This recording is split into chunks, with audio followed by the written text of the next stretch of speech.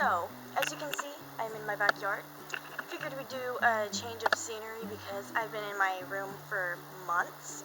So, yeah. So these DIYs work with both in-person school and online school, or online learning as it's being called. I wanted to do my back to school series. I can't remember.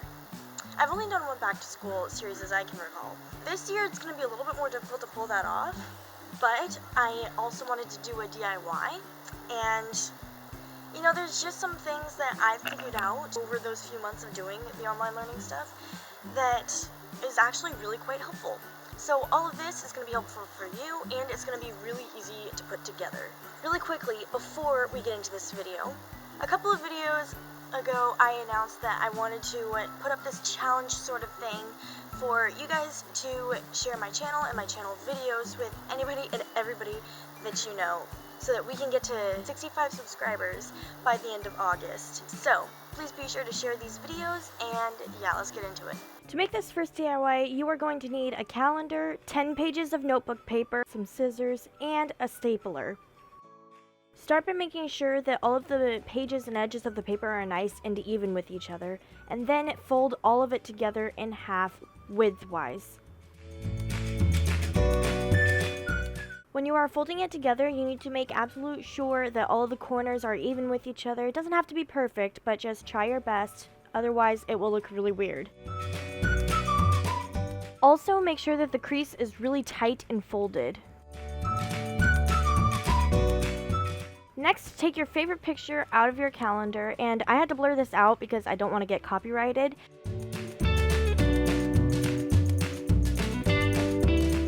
Once you've got that out, go back to your notebook paper, unfold it on the picture where you would want it to be, and trace an outline of the paper so that you can cut it later. Now that you have done your outline, you can start cutting around it. By the way, before cutting and outlining, I actually really had to consider with all the pictures where I wanted the parts of the picture to be and which side I wanted them to be on, because with certain ones it wouldn't work out so great if I decided to go do them a certain way. You really have to consider how it's going to look on the paper compared to what you're wanting it to look like, and all sorts of stuff like that. So next you need to put all of the papers together the way that they would open up like a book would, and then fold the picture over on top of the notebook paper to bring it all together.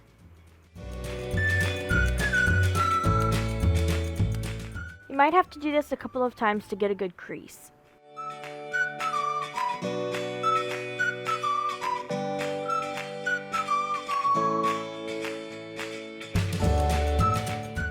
So this is where the hard part comes in. If you know ways of binding pages together to make it a book, then great, that works for you. I do not. So if you want to go with that, you can. But as you can see, I wound up struggling big time here because I thought that I could staple the middle from the inside out, as you can see here. Found out that the stapler was too short for that, so I was trying to figure out creative ways to get it to work, and it didn't work, as you can see.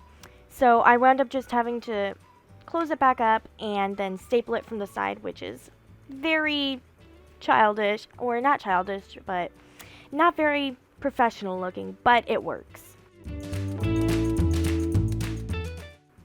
So basically, if you don't know any other ways of binding a book together, just staple from the side like I did.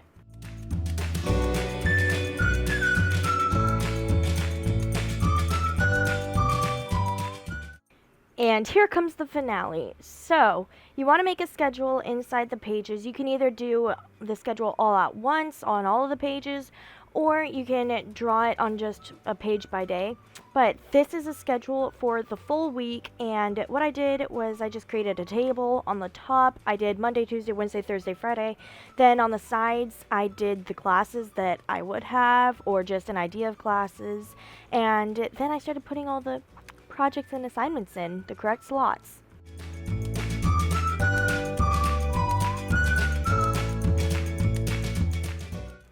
The camera doesn't show it very well here, but this is how I'm putting together the schedule. If the verbal instructions didn't make sense, hopefully the visual will.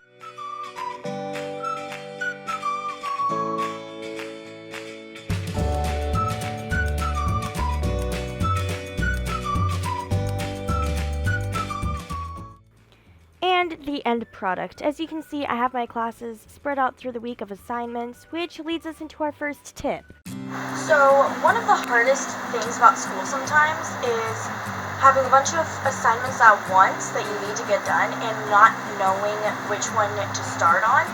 And this is true in public school, like actual going to physical school, as well as very much so online. It's more prevalent on online school though, because you got all of your assignments right there for all 6, however many classes you have. So whenever we went online last year, this last school year, whatever you call it, it was really difficult at first because so having all of that assignment, that's not proper grammar. Having all of those assignments at once is really confusing and really stressful because you know you need to get them all done, you just don't know where to start. Because normally you have your classes in a row and like you go to one class into the next, so you find out what your assignments are as you go through the day.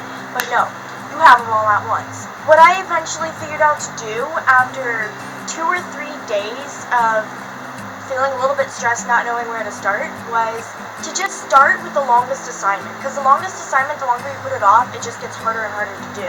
And while school was still annoying, it was a lot more manageable. And that is the first tip. Now for this DIY, you pretty much need the same stuff as last time, just a cardstock paper, pen, and then a hot glue. Oh, and then of course you need a cat to walk all over everything. Here he was playing with my camera string.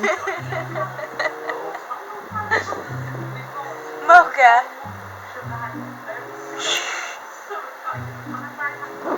Oh, he just made that thing so wet. Okay, kitty. Okay, let's move. Let's move. Really, Mocha? Hey. Okay, so finally my cat let me get back to work, and I'm just repeating the same steps as before, and really, cat, really, he came back. So apparently he's trying to tell you guys to figure this out for yourself, but obviously you don't know what I'm doing. I just realized I forgot to tell you guys that I'm using graph paper because this is a bullet journal. You need graph paper or dotted paper. So yeah, fold over that paper, then take your cardstock or whatever you want to use, fold that over, and staple it all together.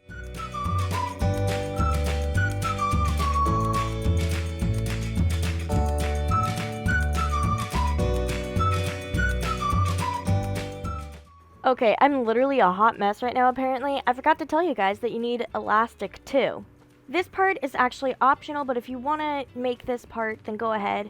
So mark where the end of your elastic should go and wrap it around it for a good fit around the book. And we are making a, I don't know what it's called actually, but it's cute. Then take your hot glue gun and hot glue the ends to where they need to go, and bada bing bada boom, you're good.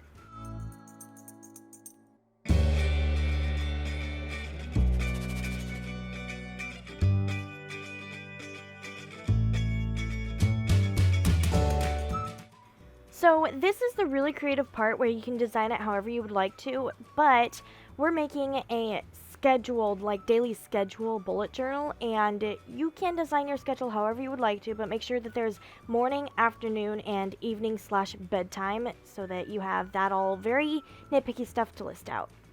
This will honestly be really helpful for school because if you have your whole day organized of what you're going to do around school and when you're going to do school, how you're going to fit it in, it makes life so much easier and manageable and stress-free. And here's the end product. I know it's really basic, but it will be really efficient.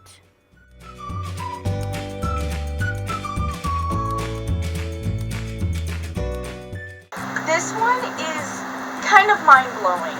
This one is more particular to online classes. So with online classes, there's actually, it kind of seems like there's less schoolwork than there is in person. Maybe it's just me. You actually have a way to make it so that you're not doing 6+ hours of school every single day of the school week. And how you do that is you take your longest / hardest assignments at and put them at the beginning of the week and spread them out through a couple of days, and you should be done by midweek if you do that. You should be done with the hardest assignments by midweek by doing that. And It also depends on the size of the hard/long assignments. As you're finishing and completing those assignments, you can sort of start integrating the easier assignments in, and it doesn't take as much time to do school. Whenever I was doing the online classes, I call it online classes, but it's really called online learning. I don't know which I prefer, so I've been calling it online classes for a while. I was finishing probably 12 or 1 o'clock, which is so early. The fact that you're finishing with your schoolwork at 12 or 1 is mind-blowing. It's like, okay classes, okay teachers, I finished this fast. I didn't have any more work for the rest of the week, so you can kind of start changing your curriculum to make life a little bit less difficult for your students. Okay, so yeah, I know some of these DIYs were just like kind of, but trust me, they are helpful. And literally, if you have a planner to plan out your day and you include school in that, it makes things so much easier. Hope you guys enjoyed these DIYs, and hope that these tips were helpful for you too. And that is it for this video. So I will see you guys soon. Hope you have a good week, and bye. What was that? Okay, I'm done with